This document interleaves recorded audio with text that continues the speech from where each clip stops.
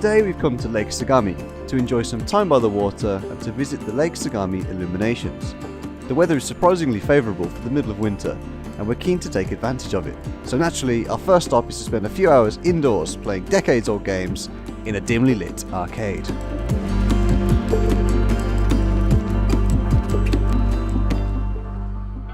This is the most defunct arcade I've ever been into. Oh, just check out the rust on this table. Amazing. Incredible safety regulations with those plugs over there as well.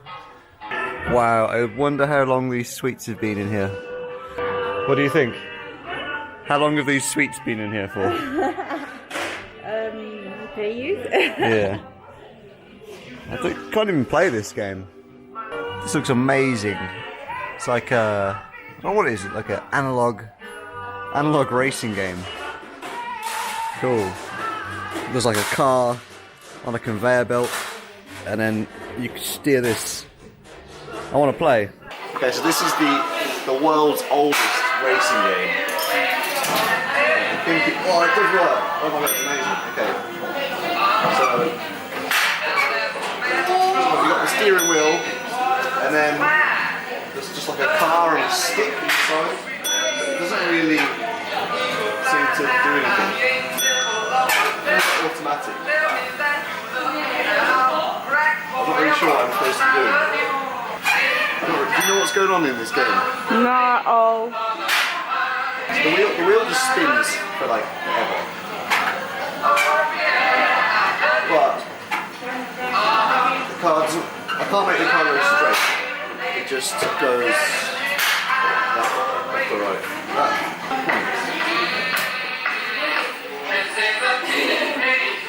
Okay, it's finished. So that's mini drive. If people want to check that out. Explain that to me again. I'm not much sure, but if you drive maybe this way, okay, and you get the point, and if you get 500 points, okay, you can play one more time. Okay. It's fucking rubbish, isn't it? You rubbish. Thanks. I like this guy's technique. Basically just lean over and press the barrel of the gun against the ornament that you want to shoot. Oh, it's quite hard. Here we go. Just cranking it back. Oh, it didn't come out. Blank fire. Oh. Corks. We're using corks. You've cocked it back. You ready? Oh, here we go. Oh yeah, nice. Nice. Woo! First shot as well. She's never done it before. It's the first go. Okay, nice. Ah, yeah! Woo! She's on a roll, people. Stacking up. Yeah, buddy. Okay, here we go. Oh! It's okay, it's okay. You got 2 already. That's pretty nice. Ooh,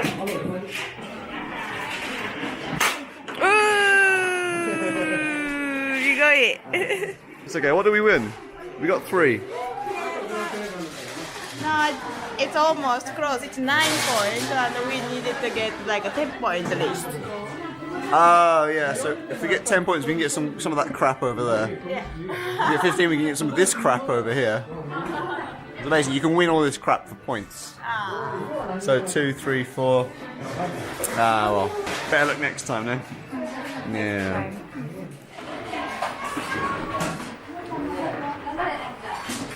So far, everything in this town is super old. Old cooker, old chairs, old people. Me?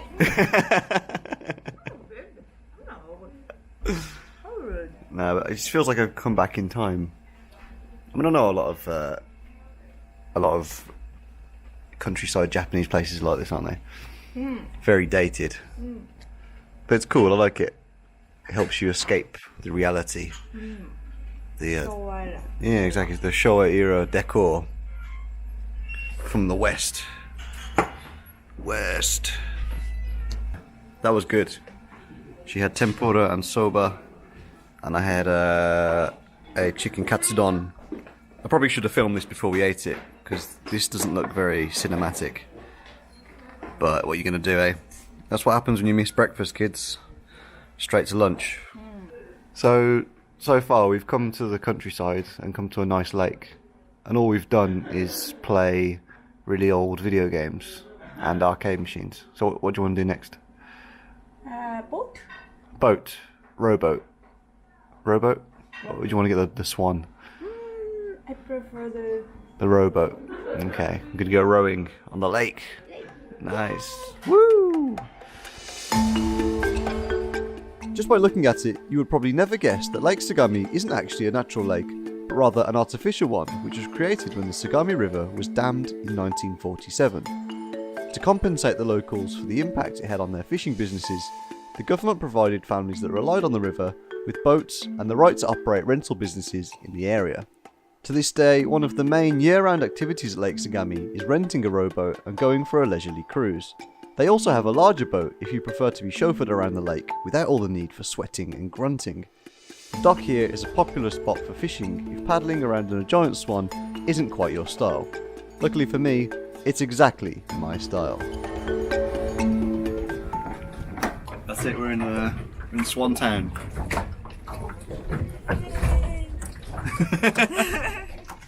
I think she's excited. I think. Can't really tell. We've got a shared steering wheel. And then she's got pedals. I've got pedals. So I'm ready to go. And we're off!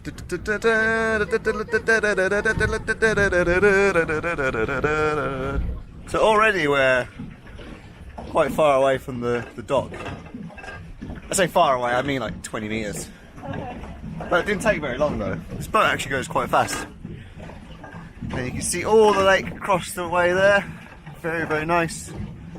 A beautiful day for paddling.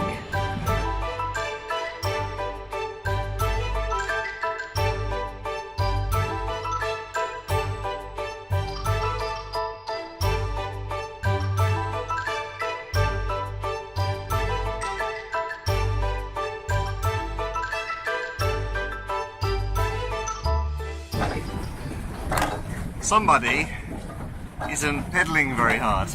And by very hard I mean in the slightest at all. Oh god, this was a bad idea.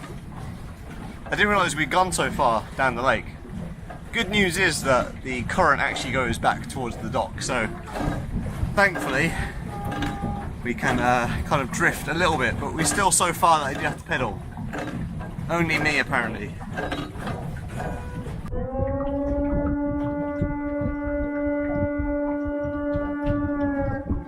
Okay, I'm pretty sure this is exactly how like end of the world movies start. We're just floating in the middle of a lake and that bloody awful loud horn just keeps blowing. I feel like we're probably safer staying on the boat right now. Maybe there's it's got an invasion. So that siren's gone off about 20 times now. Maybe 21 times. It's very, very loud. But it sounds like there's two. There's like kind of a relay.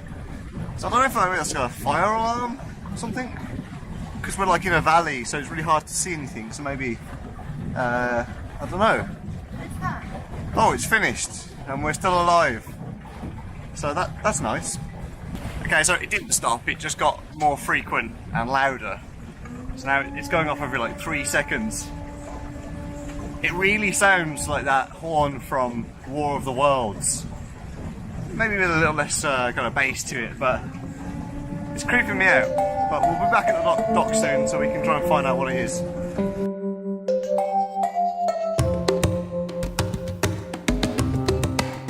It turns out we never did discover what that harrowing sound actually was. But rather than press the issue any further, I'd be better off pretending that it just never happened.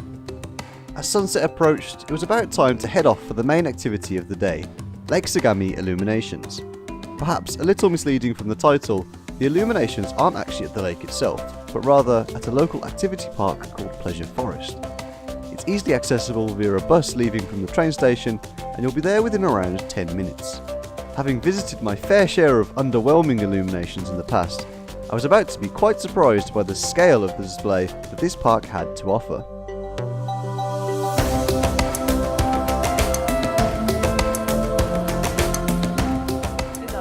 Yeah, okay, so we're in Pleasure Forest and it's time for some illuminations. Where should we go first though? Where am I? You're here. There. Should we go to there? Should we go first? Where? Here. Down here. The box, jewel box is beautiful. The world's largest jewel box of light. I don't think I can handle that much light. That sounds amazing. Oh look, we've got London bus. Zoo lights, rainbow chairlift, ton of light, glowing Sakura Avenue. Ah, that sounds cool. Okay, I guess we'll work our way around and yeah. Woo! So we're just in the first zone now, but this is the Sea of Light, and as you can see, it's all blue. There's fish everywhere. I just have no idea how many countless thousands of hours it must have taken people to put all these lights everywhere. It's crazy. Now we've found some kind of pink hills. That is amazing.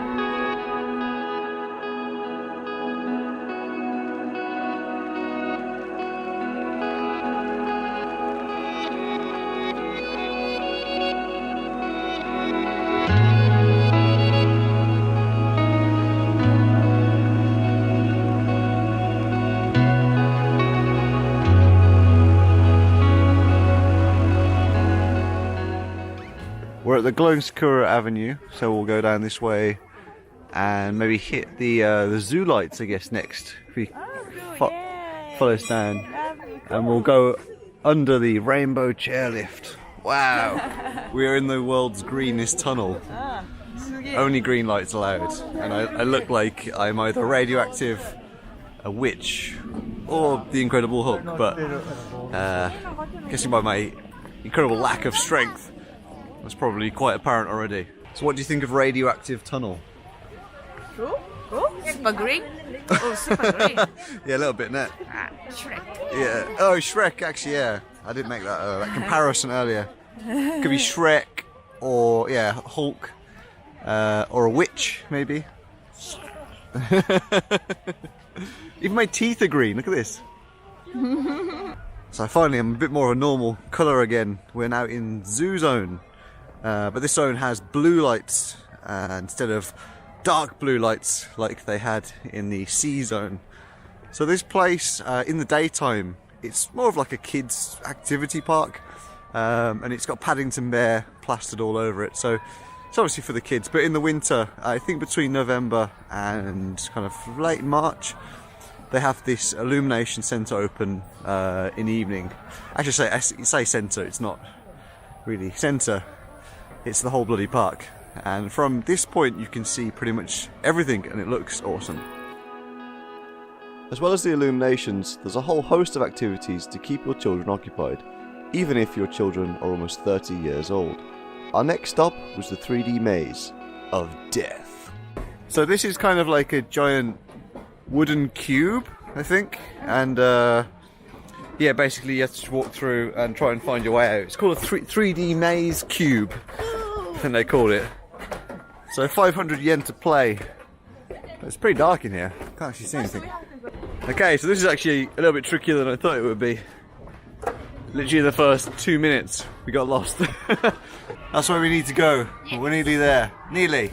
So trying to remember the way we've already been might be crucial for this. Oh no, dead end. Okay. So that's a dead end. Oh, down here? Shall we? Yeah? Shall we? Shall we? We're back at the start. Oh my god. Okay. Back into the deep. Oh, this way. This way. So I wonder what happens, like, if you actually get lost in here. Who knows? Maybe they can come and help you if you scream loud enough. Ah. So, secret slide door. Oh, it's like a ninja house. Okay. And then this way. Oh my god. Oh, weird. Oh, look. There's like... We can go through here. Oh god, I'm stuck. I'm too big for this. Okay. I'm on a window. Can't use that. Through the triangle. Then where? That way. Okay. Go! We made it. Yeah. Oh wow, yeah, nice. We didn't ring the bell.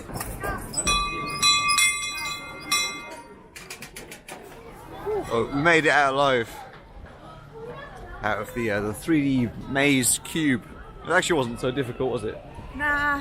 Nah, like 10 minutes. Yeah. I thought when we first started, like we got lost immediately. I thought it was going to be actually a lot harder. But once you get around the secret panels and all that kind of stuff, it starts to make a lot more sense.